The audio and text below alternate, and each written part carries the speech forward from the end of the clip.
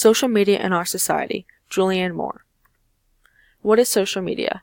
Social media is a primarily internet-based tool for sharing and discussing information, thoughts, or ideas. It is the collection of online spaces available to anyone who is interested. Social media has a way of influencing our society in more ways than one. Some may believe it is the greatest invention, and others may believe that it is ruining the future generations and citizens of our society. Chris Lake, a digital consultant, says, "It's about participation, which can happen on your site and elsewhere.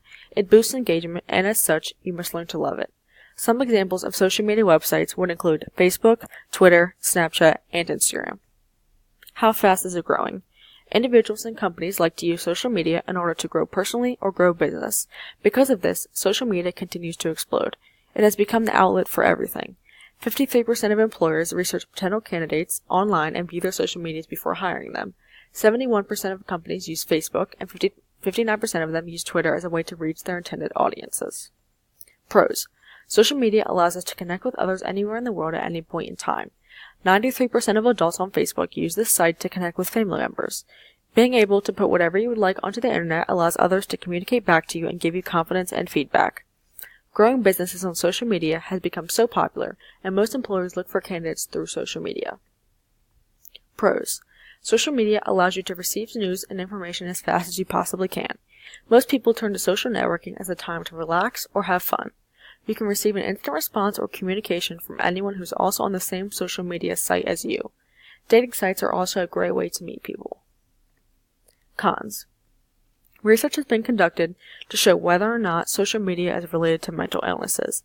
In 2014, Dr. Primack and some of his colleagues sampled close to 2,000 adults that live in the U.S. to determine how much time they spend on social media and if they have depression.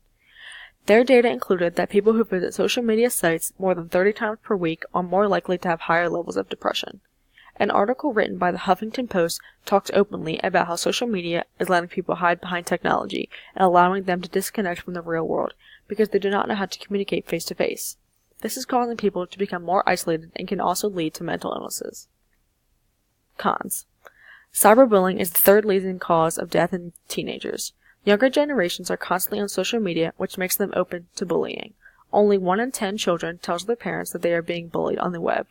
Cyberbullying can lead to more serious health issues such as depression or suicide.